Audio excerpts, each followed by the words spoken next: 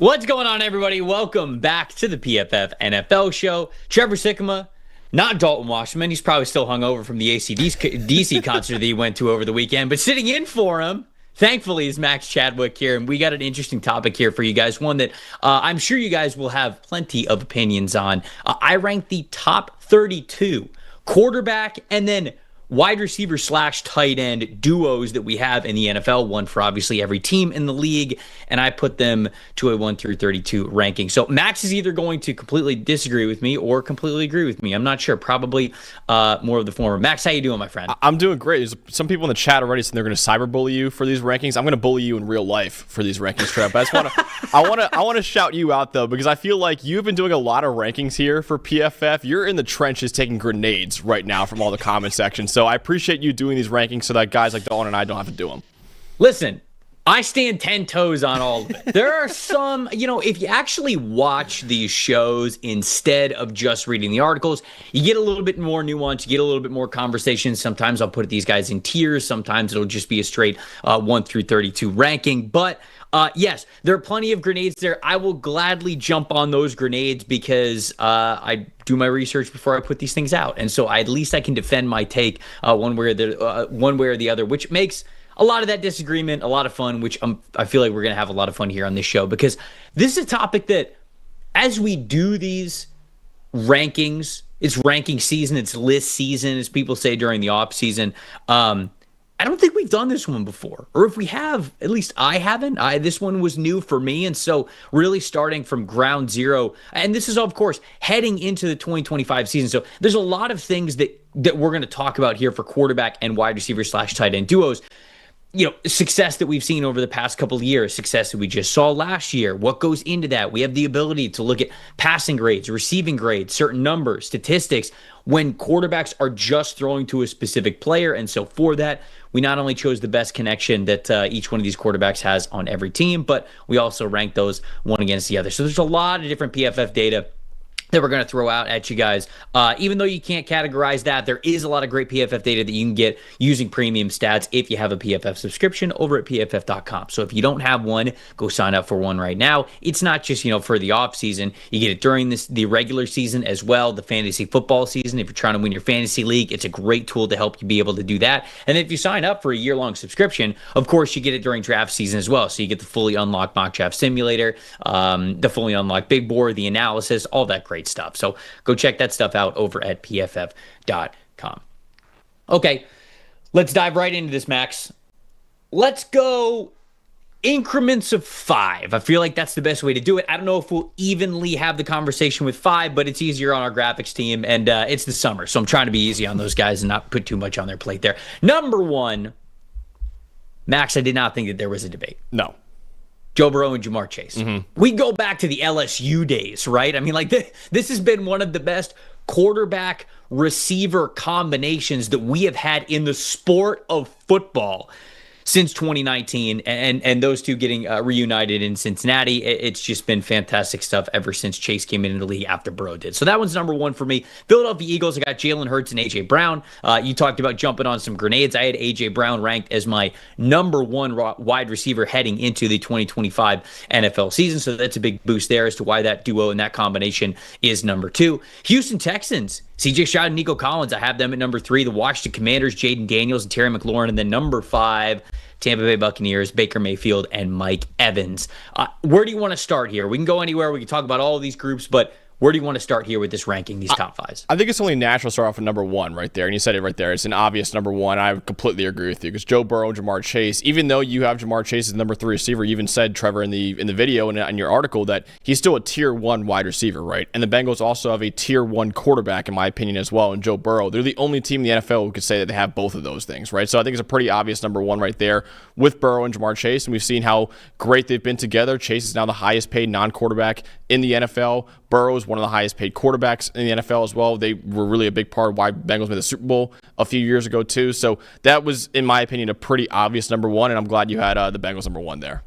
Yeah, when Burrow is targeting Chase specifically since 2021 when Chase came into the league, 96.5 passing grade. That's unbelievable. And obviously, stacking a large sample size really helps out your PFF grade there. It's not like it's been that for a single season, but when you continue to have success throwing to the same player, it's really going to boost your grade there. 53 big time throws since 2021 when targeting Ja'Marr Chase. It just shows you how often Joe Burrow goes to him in the biggest situation. So I didn't really think that one was too much of a debate because I had Ja'Marr Chase, my number 3 wide receiver going into the season. We have Joe Burrow as our number 2 quarterback going into the season. And if you want to argue that Ja'Marr Chase is the number 1 wide receiver, you can do that. Again, I came to the conclusion that it's a bucket of A.J. Brown, Justin Jefferson, and Ja'Marr Chase there. But if you wanted to say that Chase is at the very top of that grouping, okay, I can understand that. I disagree with it a little bit going into 2025, but that's okay. So both of those guys being in the top 3, I had to get them at number 1 here on the list. Who's next for you?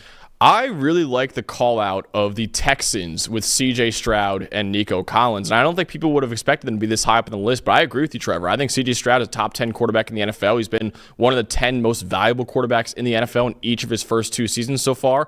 And Nico Collins is still getting underrated as one of the elite receivers in the National Football League right now as well. He's got an elite receiving grade in each of the last 2 years as well. And it's a young duo too, right? I think CJ Stroud is still even more to tap into for him going into year 3, which is very scary considering he's already, in my opinion, a top 10 quarterback in this league. So, yeah, number 3 for some people might be a little high for the Texans, but I agree with you, man. I think CJ Stroud and Nico Collins are one of the best duos that we have in the sport.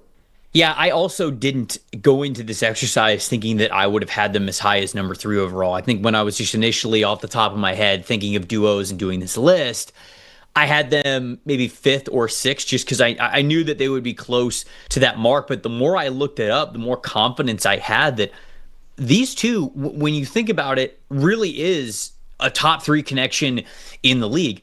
Collins has earned a 117.8 quarterback rating when targeted over the last 2 seasons. That's 6th best of all wide receivers in the NFL. And I only think this group is getting better. Nico Collins, back-to-back seasons where he has had an elite receiving grade. CJ Stroud, a little bit of a tick back in the passing grade for him. Oh no, excuse me. It was a 77.5. No, I had that right. 80.4 in 2023 his rookie season, then 77.5 in 2024. Sorry, a lot of words here on the screen, but it was a little bit of a tick back, but it's generally the same for CJ Stroud. But to me, the passing grade for Stroud not being at an elite level is really about who he's targeting outside of Nico Collins. Because when he has targeted Nico Collins, he's been a big play machine, and this connection has been one of the best in the league. And I think that because this is a little bit predictive, right? We're talking about 2025 and beyond. I really do think that Stroud and Collins are going to be a top 3, top 5 at the very least wide receiver and quarterback connection that we have moving forward. Anybody else in this top 5? I think I love the Buccaneers in the top 5 there. Of course, Sam Trey puts them there, but I do think Baker Mayfield, Mike Evans. Mike Evans has had 1,000 yards every single year of his career for over a decade now, right? So he's got to be somewhere in the top 10. And then Baker Mayfield, I just love the renaissance he's had in Tampa Bay after kind of getting run out of Cleveland, I think unceremoniously, when he actually was pretty good, I thought, with the Browns. It's kind of a roller coaster with the Browns, but has really rebuilt his career with the Buccaneers and is now at least an average to above average quarterback in the NFL too. So yeah, Baker Mayfield, I love what he's done with Tampa Bay. And when you have a guy like Mike Evans, who's a consistent 1,000-yard receiver every single year, yeah, they're going to be pretty up on this list. Yeah, and Mayfield and Evans is another pairing that I had a little bit lower to start because we ranked Baker Mayfield as our 13th best quarterback going into the season in 2025, and then I had Mike Evans as the number 9 receiver. So you think, okay, yeah, maybe somewhere around like the top 8, top 10. But when I looked at the numbers of these two specifically, not only did you mention the consistent 1,000-yard seasons with Mike Evans, but 2 different offensive coordinators. Now they're about to be on their 3rd different offensive coordinator. And over the last 2 years, which is the last 2 years that Baker Mayfield has been in Tampa Bay, their total receiving yards together was 2,259. That's 3rd in the NFL from a quarterback wide receiver duo of players who were on this list. And their 22 big-time throws with each other over the last 2 years, that's second only to Tua Tagovailoa and Tyreek Hill. So the more I kind of looked at that, it's like, okay, individually, yeah, Mike's a fringe top 10 wide receiver in the league, Baker Mayfield kind of the same way, but together as a collective, I think they're fantastic as a duo. And we're going to get into, as this list goes on, a little bit of nuance of yeah, okay, the stats are kind of good with these two, with this quarterback throwing to this wide receiver, but does that make them a great duo? Or how much does the scheme go into this? There's a couple of big name quarterbacks that have their top receivers where we have to have that conversation. I don't think we have to with Baker Mayfield and Mike Evans, who it just feels like in every single situation, Mayfield can go to Evans and he can feel pretty confident about throwing him the football. Very clearly he has over the last 2 years. They'll now have to prove it with a third offensive coordinator over the last 3 years. So next 5 teams, so let's round out the top 10 here. I have the Detroit Lions with Jared Goff and Amon-Ra St. Brown at number 6. Number 7 for the Los Angeles Rams, I've got Matthew Stafford and Puka Nacua. Number 8, the Miami Dolphins, it's Tua Tagovailoa and Tyreek Hill. I think that we do have to have a conversation about them. I don't know if that's where you want to start, but we do have to talk about them and their place on this list. Dallas Cowboys, Dak Prescott and CeeDee Lamb, 2 players who I think individually, again, you could rank higher on lists than here, number 9, but interesting enough, Prescott's passing grade of an 83.4 when targeting Lamb over the last 2 years. One of the lower passing grades amongst the duos here in the top 10, which I felt like knocked them down a tad here. And then the Atlanta Falcons. This is my bet. Michael Penix Jr. and Drake London. That is my big time bet there. Do you want to start there at number 10, or where do you want to start here? We got to talk about them eventually, but where do you want to start? Yeah, we could absolutely start there. I think Michael Penix Jr., what he showed late in the season when he was inserted as a starting quarterback was some elite stuff, right? I remember one game he had against the Panthers, really like 6 big time throws in that game, right? And I also think Drake London, like Nico Collins, is one of the more underrated receivers we have in the National Football League too. So yeah, it's making a bet, obviously, with Michael Penix Jr. only starting a couple games in his career so far, but what he showed in those 2 games or 2 or 3 games was really, really good, some good stuff. So yeah, I think number 10 I think is fair considering how good I think Michael Penix Jr. and Drake London could be together in that offense. Yeah, the exercise is an interesting mix of what's already been done, which sort of gives you confidence in what's coming, but ultimately it's ranking quarterback and receiver duos heading into the 2025 seasons. You're talking about a little bit of predictive stuff here where you don't want to hold guys back if you think that maybe they'll take a little bit of a step back. Again, we need to talk about Miami there in that regard. I don't think that with the Falcons. And to me, it's really hard to not look at what Michael Penix Jr. and Drake London did last season and not just want to dive headfirst into what they could be in 2025. Week 16, 17, and 18 of last season. So those are the 3 starts that you're talking about with Michael Penix. He recorded an elite 89.5 passing grade when targeting Drake London specifically. 4 big-time throws, 15 first downs, 352 passing/receiving yards between those two in those games. If they pick up where they left off, and I really do think they're going to open up the offense and just run it, the passing offense specifically, through Drake London, this is a top 10 duo in 2025. So again, do they have the overall volume numbers? Not with Penix, but I will tell you that Drake London, another fringe top 10 receiver, somebody who has earned really high receiving grades through the first 3 years of his NFL career. Drake London is certainly not unfamiliar with ranking right around the top 10. Michael Penix, yeah, a little bit just because he's new in his career, but I think this is going to be an elite group moving forward. And Trevor, just another thing too. I mean, you saw at Washington what Michael Penix Jr. did with a good contested catch receiver in Rome Odunze. I mean, Drake London is a more souped up version, basically, of Rome Odunze, right? So I'm really excited to see that duo next year, and you're completely right. And I think that goes kind of underrated with Drake London so far. He's kind of had subpar quarterback play throughout his entire career in Atlanta. Now you're giving him an exciting quarterback in Michael Penix Jr., who was a top 10 pick in last year's draft. I think that could be a very dangerous duo next year. So Miami, let's have the Miami Dolphins conversation. Yep. This one's kind of hard for me because Tua goes through more injury stuff in 2024, which he's obviously dealt with a little bit of that throughout his NFL career. He dealt with that a little bit when he was at Alabama. The Dolphins offense as a whole took a dip in 2024.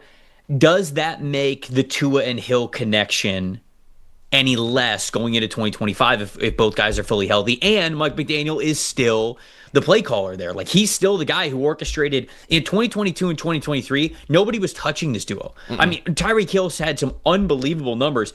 He had more than 1,700 receiving yards in both of those seasons. He was uncoverable, an elite receiving grade, and obviously Tua was the one who was throwing him the ball in a 2-year sample size. So it counts one of those seasons in 2023, and then even counts this past year in 2024 where they took a step back.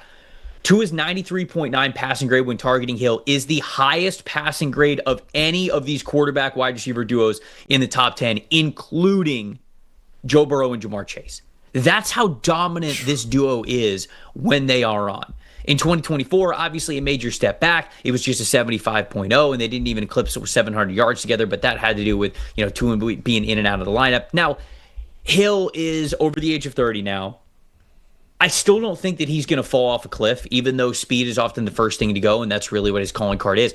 I went back and I watched a lot of this duo, when I was ranking Tyreek Hill for the wide receiver rankings last week, as well as this exercise as well, and he's still got the juice, man. He can still find the holes in zones. He can still beat guys off the line of scrimmage and press coverage, and Tua was not afraid to throw him the football when he was out there. So if we get a fully healthy season from these guys, and there's a little bit that you have to take into account with Hill's age and certainly Tua's injury history, but it's hard to keep this duo outside of the top 8, given what they did and just how dominant they were in 2022 and 2023. So would they be far and away the best duo in the NFL if they're fully healthy? Maybe not that, but certainly one that deserves to at least be in the top 8 and certainly could finish in the top 5 and the top 3 like we've seen in years past. I think this is a completely fair ranking because I think you said it right there. With Tua fully healthy and Tyreek at his best, this is one of the best, if not the best duo in the NFL. But the thing is, you can't trust Tua to be healthy right now. I mean, there's only been 1 year in his career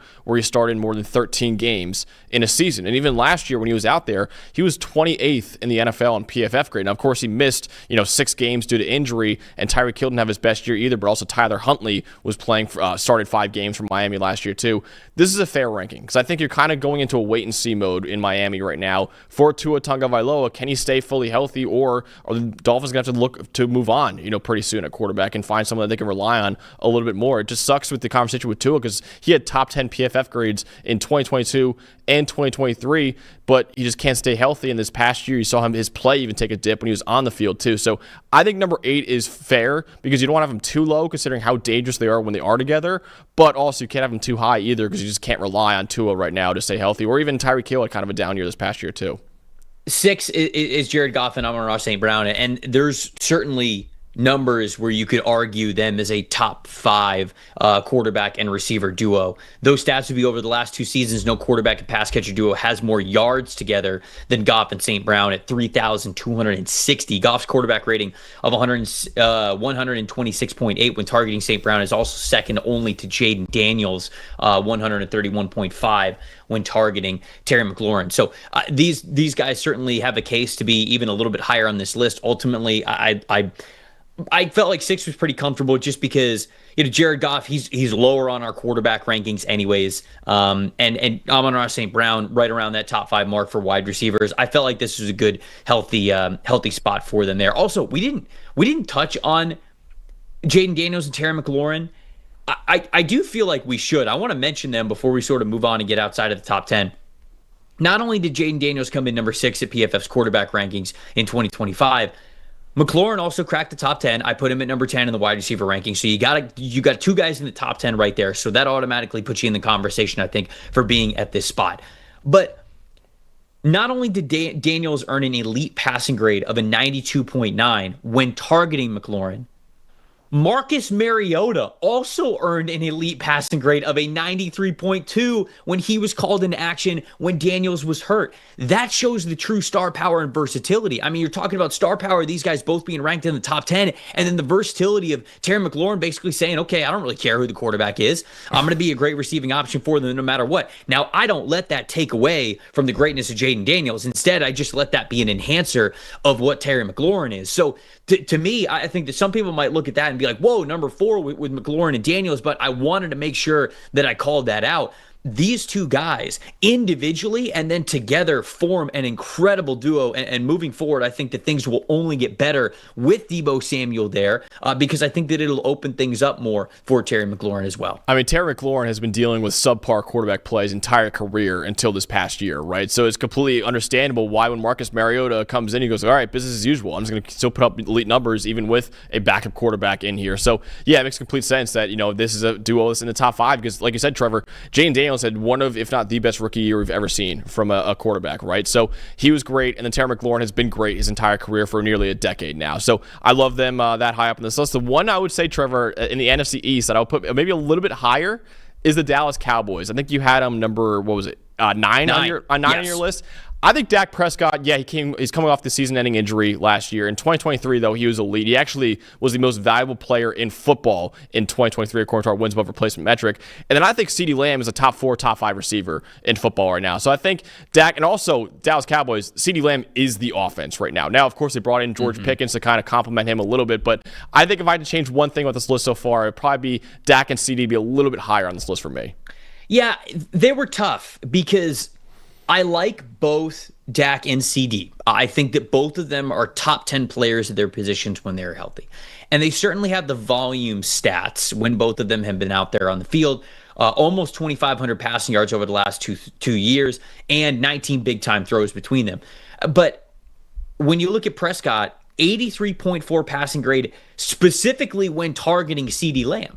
That is a lower number. I think that you're going to continue to hear throughout this exercise. There's a lot of guys that have 90, 91, 92 passing grades when targeting their number one wide receivers. And Dak's passing grade was just so much lower when targeting CeeDee Lamb because it also, it dealt with a lot of separation versus man coverage. Was that there versus other wide receivers and other duos? Dak had a handful of turnover-worthy plays when targeting CeeDee Lamb. And so I totally understand what you're saying because, again, I think there's an argument for them to be a little bit higher. But that's why I had them a little bit lower because the only real duo that I would have had below them is Stafford and Nakua.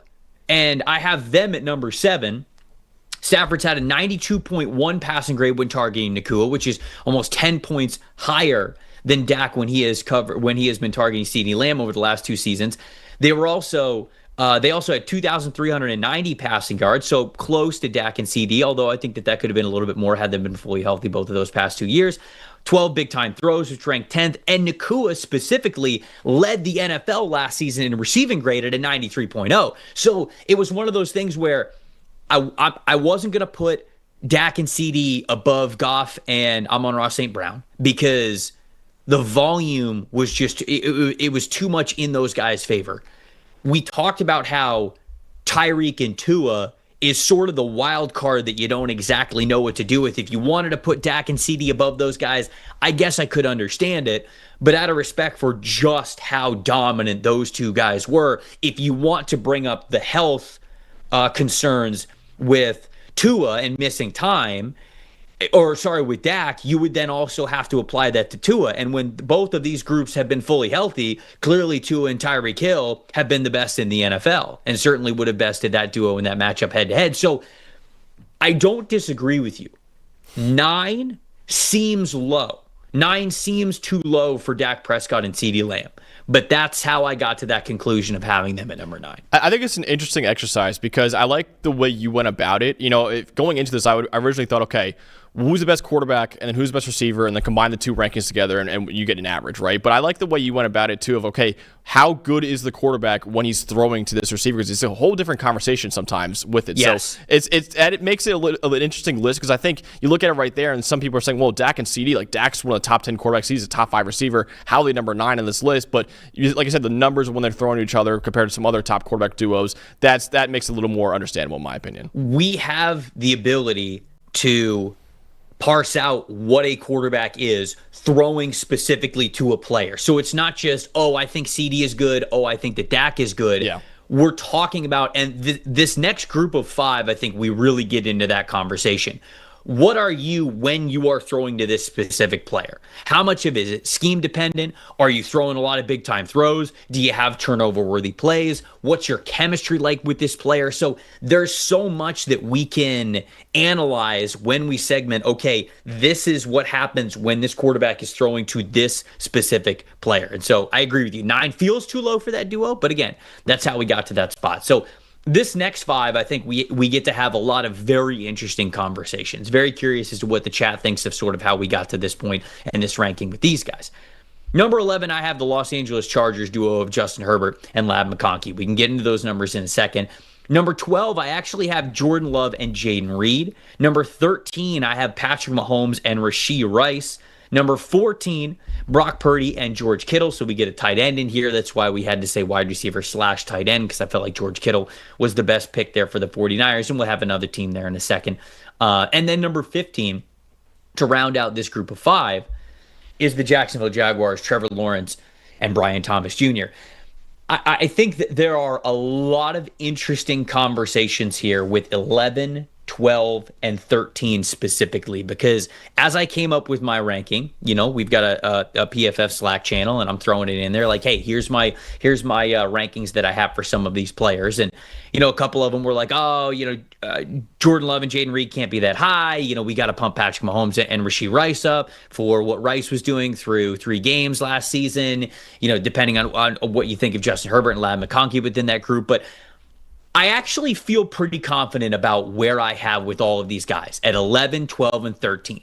And I have my specific reasons for each of them. So I'm curious, is there one that stands out to you where we can start the conversation? 11, 12, or 13 with the Chargers, the Packers, and the Chiefs? I think it's the Chiefs at 13, because that is one that does stick out to me too. With Mahomes, might be the best quarterback in football. Going to be one of the best quarterbacks of all time. And then Rashee Rice, he's coming off the injury, and who knows with the whole suspension situation coming on with him as well. But when he's out on the field, he's had, I think, an 85 plus receiving grade in each of his first 2 years, and then obviously the injuries this past year. But I think that's a duo that I'd probably put above at least Jordan Love and Jaden Reed, and maybe even Herbert and McConkey. That's one I think should be a little bit higher on this list. I'm kind of curious to see why you thought they were 13th on the list behind a couple of those teams right there.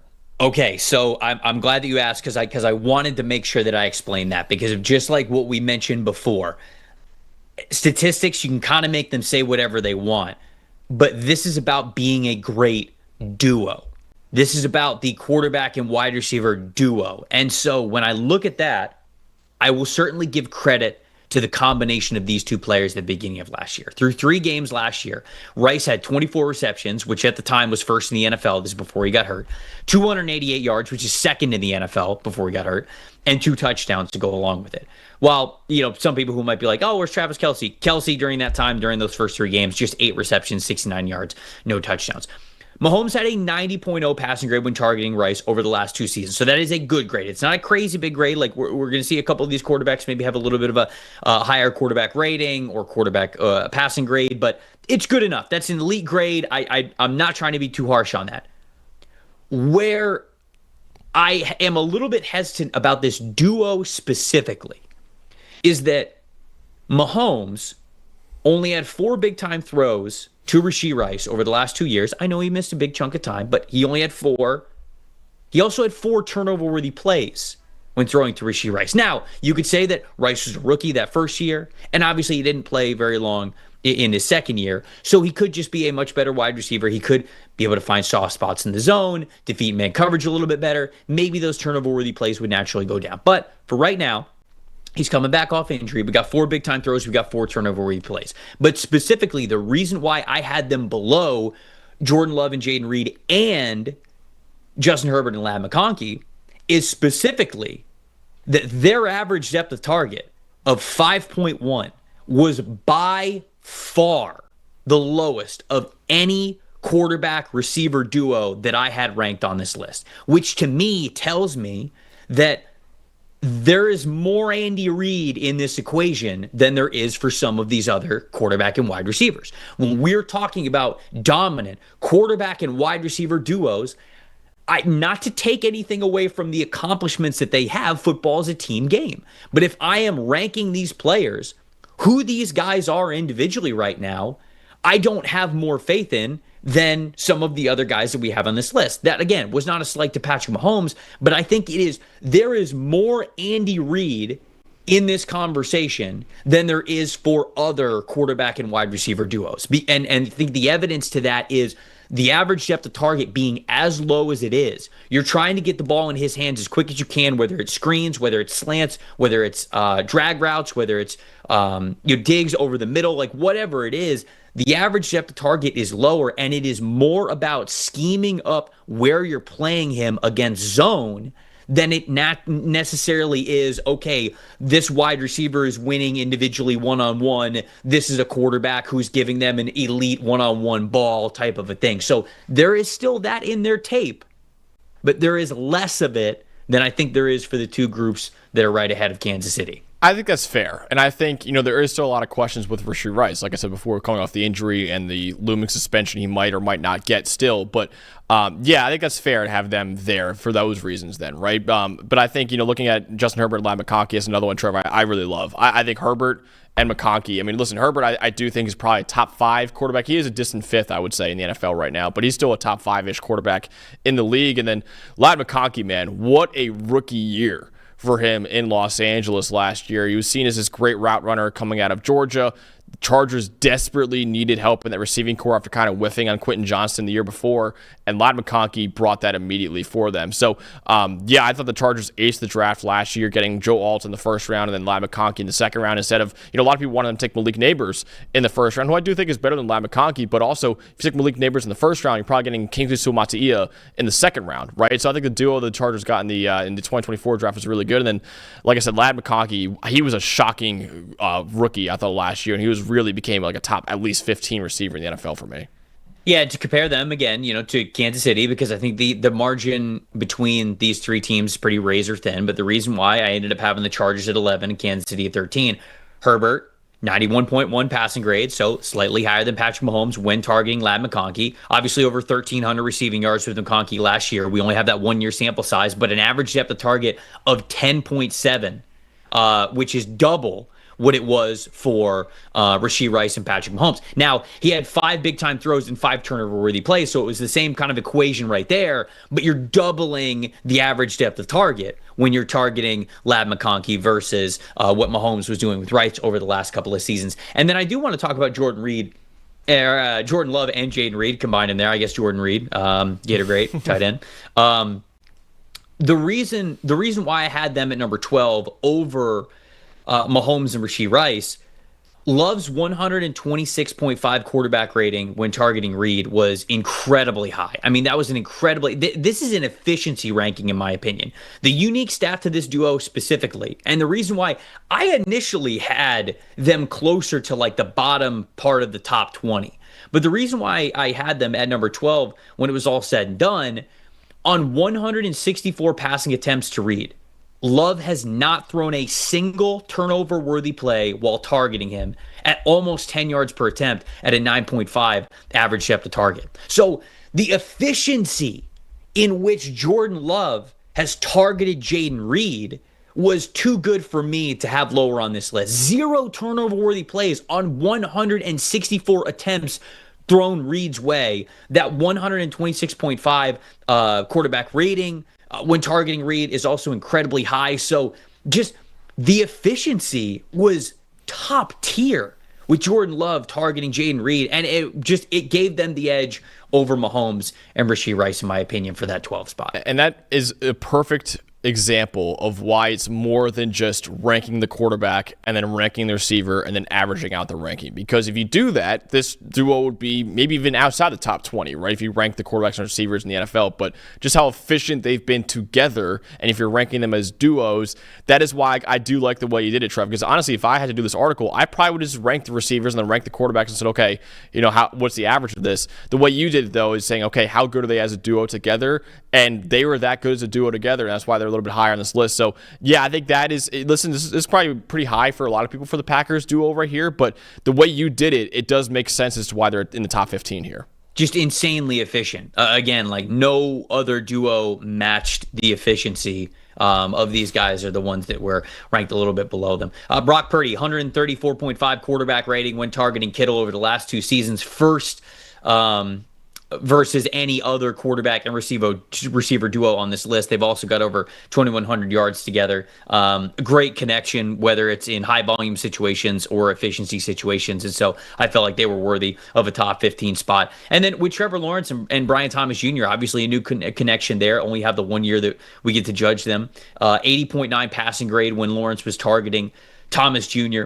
Over the last season, but I think that things will get even better. Now, the reason why I think they're a little bit an explosive duo, one that could really stretch the field, but 63.8 completion percentage together. Thomas Jr. was averaging 13.8 of an average depth of target. I think that number will come down a little bit. I think it'll be more towards like 10, 11 average depth of target for him. And because of that, I think the completion percentage will go up. I think the turnover-worthy plays will go down. But I still think you'll see a lot of that explosiveness between the duo. So I like them there. Any thoughts on 14 or 15 before we move on? I love Lawrence and Thomas duo together because Brian Thomas Jr., I mean, for what he was last year, he was one of the best deep receivers in the NFL. I believe the fifth most deep receiving yards in the league last year. And we know Trevor Lawrence is a big game hunter, right? So they desperately needed a guy like Brian Thomas Jr. in their offense, and he was one of the best rookie receivers that we've had in recent years, honestly, in Jacksonville. And then now you add a guy like Travis Hunter to that receiving core as well.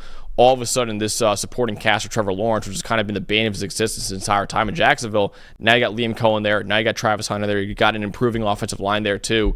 I'm really excited to see what Trevor Lawrence can do in 2025. All right, second half of this list coming up next, but before we do that, to all the parents out there, question for you. What's your child's future success look for you? Think about it right now. Is it them owning their own business, maybe owning their own house, traveling the world with their family, whatever that is? You can help them achieve that right now with Fabric by Gerber Life. Fabric by Gerber Life was designed by parents for parents to make it easy to plan for and manage your family's financial path. With a kids investment account from Fabric, you can start investing in your child's future today. Kids can't invest while they're minors, but a kids investment account allows you to invest on their behalf, gives their investments much more time to grow. The funds can be used for anything. When they're younger, you could use it on tuitions, tutors, music classes, sports, things like that. And then when they're older, maybe it is you helping them buy their first car, their first house, start their own business, travel the world. Whole thing is online. It's very easy to manage. Starts with just $20. There's no contribution limits to it. It's got tax advantages to it. Funds are SIPC insured up to $500,000. Plus, there's no commission fees, just a low flat monthly maintenance fee to it. Join the thousands of parents who trust Fabric to help protect their family. Start investing in your child's future today at meetfabric.com/PFFNFL. That's meetfabric.com/PFFNFL, MEET fabric.com/PFFNFL. Portfolios are managed by Fort Washington Investment Advisors Incorporated. Additional services provided by Apex Clearing Corporation. All investing is subject to risk. You can learn more at meetfabric.com. Next group of five that we have here for the quarterback receiver rankings heading into the 2025 season. I have Lamar Jackson and Zay Flowers here at number 16. I got Kyler Murray and Trey McBride at number 17, another quarterback tight end connection there. 18, Buffalo Bills, Josh Allen and Khalil Shakir. I think we definitely have to have a conversation about that and where that duo is. Number 19, the Minnesota Vikings, probably the most difficult duo to place on this list. J.J. McCarthy and Justin Jefferson. And then at number 20, we've got the Las Vegas Raiders. Another new duo of Geno Smith and Brock Bowers. Where are we starting here, Max? Let's start off with the first one, the Lamar Jackson and Zay Flowers. I think some people, when think about the Ravens duo, they would think of Lamar Jackson and Mark Andrews, their tight end. Why did you put Zay Flowers in here? Is kind of like looking to the future a little bit for Baltimore, or what was the reason there? Yeah, so it was a little bit of that part of the exercise where you go, okay, Mark Andrews very clearly has been the go-to guy in this offense, but I think moving forward 2025 and beyond, I think Zay Flowers is going to be the guy. Zay Flowers led the team in threat percentage. Well, at least last season he led the team in threat percentage, but he's got a threat percentage of 21.8 over the last two seasons, which showcases that he's been involved each of the last 2 years, his rookie season and his sophomore season. Jackson's also earned a 94.4 passing grade when targeting Zay Flowers. So you figured that number was going to be high because Lamar is the reigning MVP and he was our player of the year last year. So you knew that number was going to be pretty high. But yeah, it is because I think that they're going to, as they move forward, build their passing attack around Zay Flowers. And there's a couple of other players on this list that are a little bit more personnel dependent. Sometimes they only show up a lot in 11 personnel when there's 3 wide receivers on the field. But Zay Flowers is at least a wide receiver who, though he is smaller, though he is a good slot wide receiver, the Ravens will still put him out there in heavier sets and in 12 personnel sets. So because of how often he is on the field and how much he plays, and to think about what he could be for this team moving forward, I ended up going with Flowers here. Yeah, I think that's totally fair, especially with the injuries that Mark Andrews has had recently. Projecting Zay Flowers as the guy in that offense in the future is probably a smart thing. I do want to go to Buffalo here because I love this, because Josh Allen obviously is at minimum a top 4 quarterback in the NFL. Wherever you have him in the top 4 is completely understandable. Right. Khalil Shakir, and you even wrote this up, Trevor, that they have had kind of like a committee in the receiving corps. They haven't had a true number 1 receiver since like the heyday of Stephon Diggs a couple years ago, but Khalil Shakir has been one of the most underrated receivers in the NFL. In fact, I remember him being an underrated player in the NFL draft in 2022 coming out of Boise State. I loved him at Boise State. He ended up going in the 5th round of the draft. I thought it was a steal, and it proved out to be a steal as well. He's had a top 30 receiving grade in each of the last 2 years. I think Khalil Shakir is a really, really good player. Now, is he a true number 1 receiver? Like, you got to have that guy as your true alpha number 1? Maybe not, but I think if he's your number 2 receiver, he can be one of the best number 2 receivers in the NFL. So Buffalo's still kind of searching for that true number 1 receiver, but I still think Khalil Shakir, man, is one of the most underrated players in the NFL. And then obviously Josh Allen's one of the best quarterbacks and one of the best players in the NFL, the reigning MVP. Yeah, I like Shakir. I really do. And I agree with you. I think it's a really good call out. This lower ranking for me has a couple of components to it. Now, the reason why it would be in the top 20 is sort of like you said. Josh Allen is one of the components. He's a top 4 quarterback in the NFL at worst. You can make an argument for him maybe being the best quarterback in the NFL, right? And so anytime you're in that conversation, that's automatically going to boost this quarterback and pass catcher duo. You look at them together, 83.6 completion percentage over the last 2 years with no turnover-worthy plays when Josh Allen has targeted Khalil Shakir. So similar to the efficiency numbers that we talked about with Jordan Love. But the issues for me with why this is a little bit lower than, say, where Jordan Love and Jaden Reed were is because, one, Shakir plays a lot in just 11 personnel, right? We talked about personnel being a little bit of like, okay, well, is he more of a scheme-dependent type of a player? Shakir's not really out there when they're in heavier personnel sets. So I think that takes away from this group and this duo being great, because a great duo, you would say, could dominate in all situations. Then you also get the fact that they, I believe, have the second lowest average depth of target behind just Patrick Mahomes and Rashee Rice of a 6.1 over the last 2 seasons. And so an efficient duo, but does the duo of Josh Allen and Khalil Shakir really strike fear? Is this really a duo that in all situations, on 1st and 10, on 2nd and 7, on 3rd and 2, in the red zone, are you really fearing that? No, and I think that Buffalo is also much more of a receiver room by committee, which is a great thing for a football team. It's great for winning football games. It's not great for this list specifically when we're talking about how dominant you can be as a quarterback and wide receiver duo. The player who I think could very well be on this list for Buffalo next year is Keon Coleman, right? Keon Coleman has the game of that alpha wide receiver that you're talking about. And so if he really takes that next step in 2025, I think it will be his name that is with Josh Allen's on this list next year. But for now, Khalil Shakir presents a very high floor for the Buffalo Bills passing offense, and I think he has the most consistent connection with Josh Allen. I just think the ceiling is lower for this duo here at Buffalo. That's very fair. We're kind of still in a wait-and-see mode with Keon Coleman after what was an okay rookie year, I would say, for him, so still kind of wait-and-see with him. Trevor, the most wait-and-see duo, though, on this list, I would say, is number 19 overall. That is the Minnesota Vikings, with Justin Jefferson, who some could argue is the best receiver in football, but you have a quarterback in J.J. McCarthy who has not thrown a single pass in the NFL yet. Now, I will say I did like J.J. coming out of Michigan. He obviously was a first-round pick to the Minnesota Vikings, and he has maybe the best supporting cast in NFL right now. He's got one of the best play callers in football in Kevin O'Connell as his head coach, one of the best offensive lines now in football after drafting Donovan Jackson there and all the great guys they have there on the offensive line with guys like Christian Darrisaw there at left tackle, Brian O'Neill at right tackle, and then obviously Justin Jefferson, like I said before, maybe the best receiver in football. Jordan Addison's on the short list for best number 2 receiver in football as well, and you have TJ Hawkinson there as well. So I think J.J. McCarthy has everything around him that he needs to have a massive year 2 next year. Number 19 could be seen as very low on next year's list, Trevor, but I completely understand why you have them in this spot right now because we haven't really seen it yet.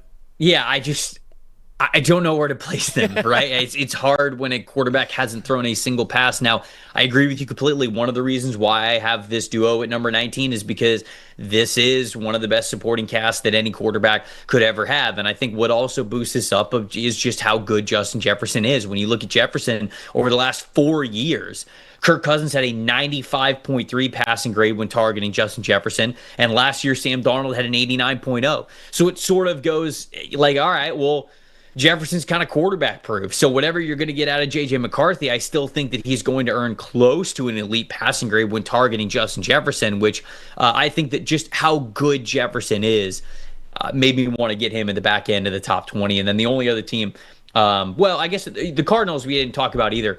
McBride and Murray, it's a talented duo, but the reason why I had them a little bit lower, and I thought I was going to be a little bit higher on this group, actually. I thought I was going to get them within the top 15, maybe somewhere around the top 12.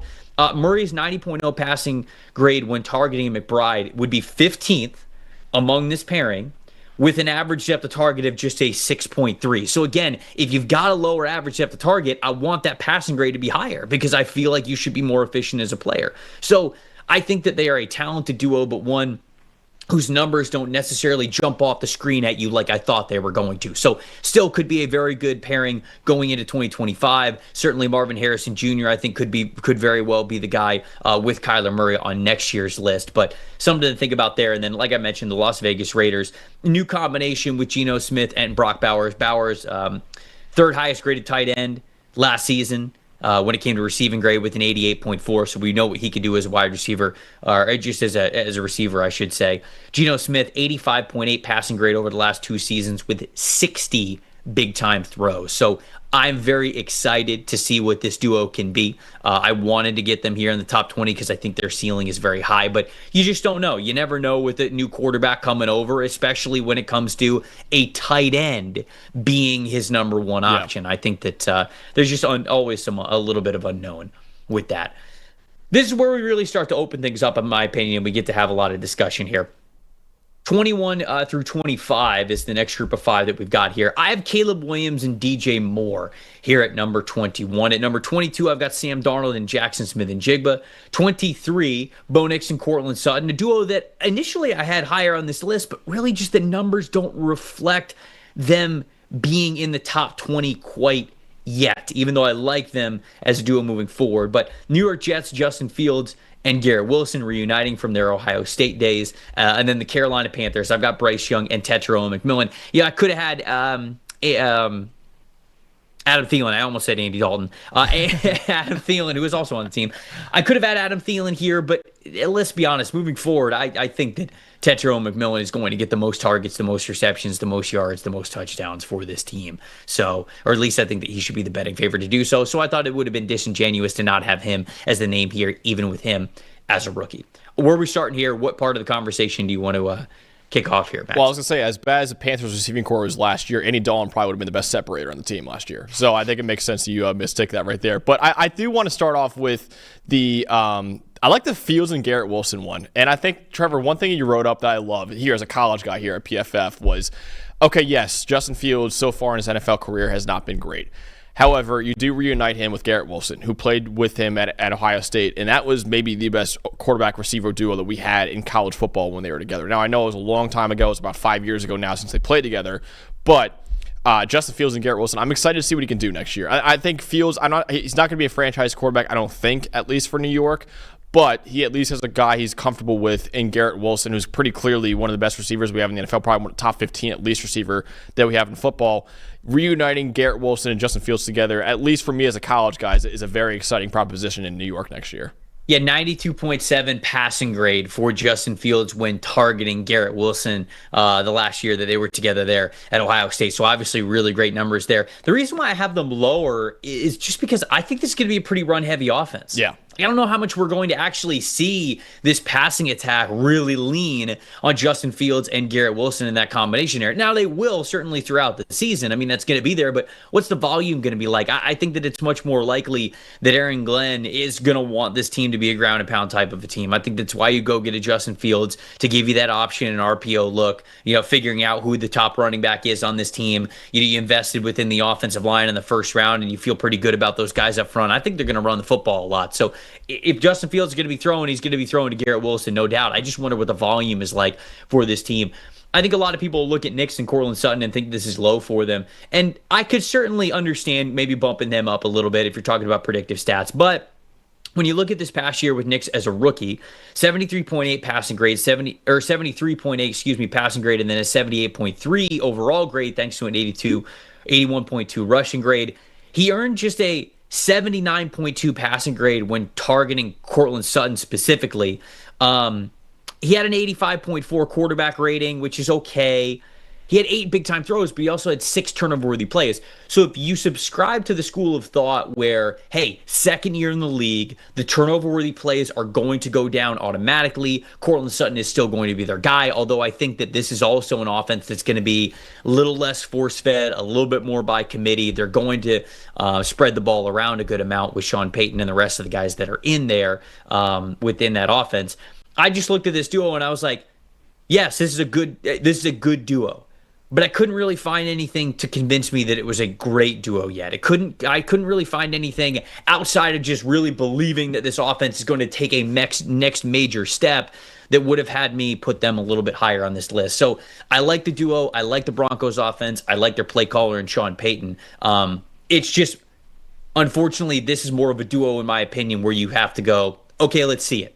Like, it's not really one where you can realistically say, yes, they're about to take the next leap and get within that top 20. I'm just proud of you for not putting Bo Nix and RJ Harvey as a duo here for the Denver Broncos. I'm sure that really hurt you not doing that. Yeah, of course. I think that's actually an interesting convo and kind of leads into what I want to go into next, which is the Bears, right, with Caleb Williams and DJ Moore, because I do think there's a next level they could tap into, right? I mean, Caleb Williams was, I think, 30th in the NFL in passing grade last year, but, I mean, you read the ESPN article, Trevor, right? It was a horrible situation for him last year. I mean, he was watching tape by himself there in that Chicago Bears locker room. Now you have one of the best offensive minds in football and Ben Johnson now as your head coach. You have an improved receiving core too, with Colson Loveland and Luther Burden III coming in too, but DJ Moore still should be the number one target for them, and most importantly, in my opinion, a much improved offensive line there in Chicago as well. So this is more of a projection, yes, obviously, and yes, last year I would say Bo Nix and Courtland Sutton was a better duo than Caleb Williams and DJ Moore, but for all the reasons I just said, I think that there's a big ceiling there to tap into for Chicago with Caleb Williams and DJ Moore. Yeah, I had Caleb Williams ranked ahead of Bo Nix, coming into the draft, and I think that DJ Moore is a better wide receiver than Courtland Sutton. And now they're in an offense where you have a play caller who actually knows what they're talking about. You've got a better offensive line in front of you, and that sort of the reasons to really believe that a leap is coming are there for Chicago, more so than I think just the natural progression that the Broncos will have. I think it could be a true leap with some elite talents there with Caleb Williams and DJ Moore. Williams, 68.9 passing grade when targeting DJ Moore, but he did have 7 big-time throws to him last year. There just wasn't a lot of good passing grades and big-time throws to go around last year in Chicago. Sam Darnold and Jack Smith-Njigba, obviously it's a brand new combination. I'm excited about this one. Smith-Njigba kind of struggled at the beginning of 2024, but really came on late, 83.5 overall receiving grade when it was all said and done. We know how good Sam Darnold played throughout the majority of the season last year, but then ended the year on a sour note with those last 2 games. And then what was the other? Didn't we have one more? Bryce Young and Tedder McMillan. Yeah, Bryce and Ted. Obviously, Bryce, from week 10 on, Bryce had an 85.3 passing grade. Gets us pretty excited about Ted, who had back-to-back 1,300-yard seasons, 87.4 and 84.8 receiving grades in 2023 and 2024. I'm a big Tetro McMillan guy, and so I would love for Bryce Young to continue to play well. And like I said, I think that Ted, not that he's going to lead all of these categories, but to me, he'd be the odds-on favorite to get the most targets, have the most receptions, record the most receiving yards, grab the most touchdowns. Yep. Like he would be the odds-on favorite for all of those things. Now I don't know if he's gonna sweep all those categories in Carolina, but to me he's that odds-on favorite there. No, I mean, Carolina aced the draft because I thought going into it, their biggest need was edge defender, and they passed on it in the first round to get Bryce Young help, which I'm always for, to help get Bryce Young in any way you can. And then later on in the draft, they grabbed two great edge rushers, in my opinion, who could have been maybe even first, early second-round picks, in Nick Scorton and Princely Monmielen. So they aced the draft, in my opinion, and I am very excited to see what Bryce Young was last year with still an underwhelming receiving core in the second half of the year, how good Bryce Young was. Now you add in Tedero McMillan, who I thought was at least a top 10 player in this past draft. I am very, very excited to see what Carolina does next year with them. All right, let's round it out. So it's beyond 5. Sorry, graphics team, if you already made the graphic for the next 5, but we'll add the last 2 in here as well. New England Patriots, Drake May and Stephon Diggs. I have them at number 26, 27. I got Russell Wilson, question mark, and Malik Neighbors, 28. Cam Ward and Calvin Ridley for the Tennessee Titans, 29. Indianapolis Colts, Anthony Richardson and Josh Downs, question mark. Cleveland Browns, we've got Joe Flacco, question mark, and Jerry Jeudy. 31, New Orleans Saints, Tyler Show, question mark, Chris Olave, question mark. And then 32 at the end, we've got the Pittsburgh Steelers, Mason Rudolph, again, question mark. There better be a big question mark on that one, Trevor, as a Steelers fan. I mean, what am I supposed to do? There better be. I'm praying what there's am a I question supposed mark to do? on that one. I'm praying there's a question mark on that one. And DK Metcalf is obviously the combination there. So, as you could tell by the upper inflection of my voice when going through a lot of these remaining rankings, the reason why these teams, or a major catalyst for why these teams are sitting here in the last group that we're talking about, is there's a lot of question marks. Whether that be from the passer who's going to throw the passes or who's going to be on the receiving end. And so which group do you want to talk about here? Is there a surprising one? Would you have picked a different receiver, a different quarterback amongst the group? What do you think about this? I mean, I'm just surprised the Tennessee Titans are number 28 overall when Cam Ward considers Calvin Ridley to be a top 5 receiver in football right now. It's true. So I know, but I am excited for that pairing, though. I think Cam Ward, obviously the number 1 overall pick in the draft, he's going to have all eyes on him in his rookie season. He was probably the best quarterback, I would argue, in college football this past year. Calvin Ridley is still a pretty good receiver, right? So I think there is still room to grow in that receiver room. I love the pick of Alec Ayman. I actually think he could be a starting receiver for Tennessee in his rookie year, honestly, even though they got him on day 3 of the draft. So I love that. I would not put Alec, though, as a receiver here. I still think Calvin Ridley is pretty clearly the number 1 guy for them in that offense. So I am excited to see what Cam Ward can do in his rookie year as hopefully the savior of the Titans franchise. You know, the Giants are at 27 on this list, and I think they have to be 27 just because of the uncertainty at the quarterback position. But I will say this. I think Malik Neighbors is poised to eat no matter what. Yep. Because not only did he have an 87.1 receiving grade last season, think about how Malik Neighbors won when he was at LSU. There's a lot of deep stuff. There's a heavy vertical offense when he was there. Slot fades, 9 balls up the sideline. Like, they were getting this guy deep crossers. They were getting Malik Neighbors the ball deep down the field. Russell Wilson had a 6.3% big-time throw percentage last year. We know that Jameis Winston likes to dial it up any chance he gets, and that's also exactly why you would draft Jackson Dart, because that's what he was when he was at Ole Miss. So no matter what 3 quarterbacks, maybe it'll be a pitching rotation throughout the 2025 season, I think Malik Neighbors is going to eat no matter what, because he is somebody who I think really knows how to win vertically. And I think that all 3 of these quarterbacks present that opportunity. So I had to have them lower on this ranking just because I don't know what the efficiency is going to be with any of these quarterbacks or who's going to start the most games. But the Malik Neighbors component of this is worthy of being much higher on this list. And so that's why I ended up with them at number 27. I mean, Trevor, Russell Wilson last year had the best passing grade on deep throws, a 97.3 passing grade. I was 1.7 points higher than any other quarterback in football last year. And we saw, I mean, there's a pretty much a low light video of Malik Neighbors getting wide open on deep routes and Daniel Jones not even getting him the football because of how weak his arm was in that offense. So that is one thing. You're right. You know, Russell Wilson loves to throw the deep ball. He's one of the best deep ball throwers we still have in the NFL, even though he's, not great at the other stuff. And Jameis Winston loves to throw the deep ball too. And Jackson Dart was one of the best deep ball throwers in college football last year too. So I think Malik Neighbors even proved last year with a quarterback who really could not throw the deep ball in Daniel Jones that he is quarterback proof. I'm excited to see what he can do in a year 2, even with whoever is he starting quarterback for the Giants for most of the year. Yeah, the Colts, not only is it sort of up in the air who's going to be the quarterback that starts the most games for them this year between Anthony Richardson, Daniel Jones, and throw Riley Leonard in there, but also who's going to be the top wide receiver. They've got Josh Downs. They have Michael Pittman Jr. They have A.D. Mitchell. They have Alec Pierce.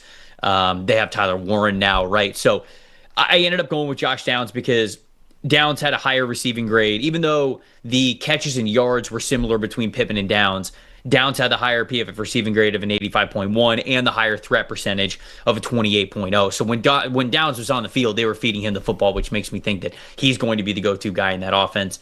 Joe Flacco coming over to Cleveland with Jerry Jeudy. Flacco, 70.6 and 70.7 passing grades over the last 2 seasons. Jerry Jeudy is fine, but it's going to be tough in that offense. And then the reason why I ended up going with a rookie in Tyler Shuck and Chris Olave over Mason Rudolph and DK Metcalf is because until the Steelers sign Aaron Rodgers, I already know that Mason Rudolph is not a starting caliber quarterback in the NFL. At least you can convince yourself that Tyler Shuck may be. So that's why I ended up having a rookie one spot ahead of a guy who's been in the league for 4 years. But if this is Aaron Rodgers, trying to think of where Aaron Rodgers, DK Metcalf, I still don't like the structure of that offense, but I would probably put Rodgers and Metcalf right behind Nix and Sutton. Interesting. I think that's okay. I think that's fair. I probably already maybe top 20. I could go higher there. Like maybe I would put them above Williams and DJ Moore. But again, now we're starting to get into like, okay, sure, Aaron Rodgers and DK Metcalf's names carry a lot of weight, but do I actually expect them to produce in this year's version of what the Steelers offense is going to be? No. Yeah. So I think that I would put them right behind Bo Nix and Courtland Sutton. I think that makes sense. I mean, listen, any way you want to order those last 3 teams right there in Cleveland, New Orleans, and Pittsburgh, it doesn't really matter. That's just rock bottom as rock bottom gets right there, right? So I don't really think that the order for those really matter that much. I do like the Drake May and Stephon Diggs call out. I think, Stephon Diggs, yes, he's getting into the twilight of his career, seems like right now, but he's still one of the better receivers that we have in the NFL, and I was really, really encouraged, Trevor, from what I saw from Drake May in his rookie year. I really thought he was being set up to fail in that Patriots offense last year with how bad the offensive line was, probably the worst offensive line in football, I should say, and one of the worst receiving cores in football as well. He still was pretty good as a rookie, right? So I'm really excited to see what Drake May does in New England, and now you have an improved offensive line with Will Campbell now coming in as a number 4 overall pick. Now you're bringing in Stephon Diggs too, who is proven to be at least a top 20 probably-ish receiver right now in the NFL. I'm really excited to see what Drake May and Stephon Diggs can do next year. Yeah, Diggs still had a 79.7 receiving grade last year before he got hurt. So, I mean, it's not like he's totally washed up, but there we go. That's the list. 1 through 32, ranking the quarterback receiver duos heading into the 2025 NFL season. Appreciate everybody watching this bad boy live, getting in on the chat. It was a lot of fun to read some of the live reactions. If you have some other reactions, best way to do that is getting in the comments section. And to do that, you got to like and subscribe to the video. Make sure you guys are doing that as well. That would really help us out. We're pumping out all sorts of ranking content throughout the offseason. Like we said, it's list season here, so we're going to be doing stuff like this throughout the entire season. What else do we have? If you guys missed the PFF rewrites video, go watch it. It's awesome. We're trying something new. We're getting some more creative videos in this summer. The first one, we're calling the series PFF Rewrites.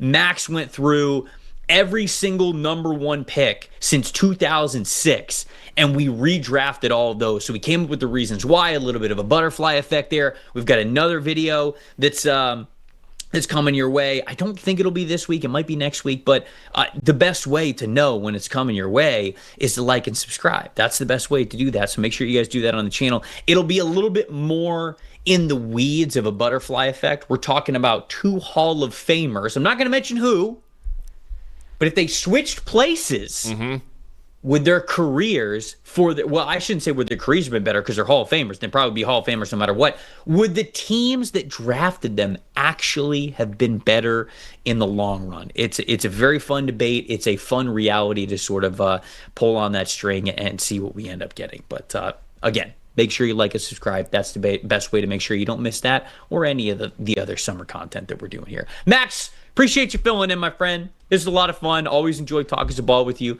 and always enjoy talking some ball with everybody who got in on the chat and watched the show live. I'm Trevor Sikkema. That's Match Chadwick saying thank you so much once again for watching the PFF NFL show. See you guys next time.